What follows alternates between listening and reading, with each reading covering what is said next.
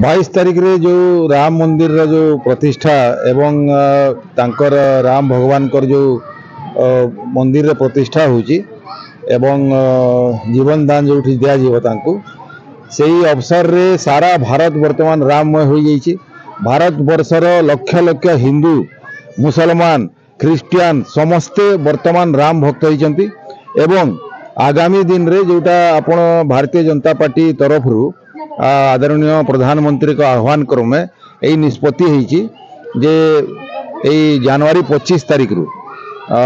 मार्च 25 तारीख पर्यंत 2 मास कार्यक्रम रखाई। यही 2 मास रे प्रति निर्वाचन मंडली जोटा 5000 लोकों को अयोध्या को नेबार व्यवस्था कराई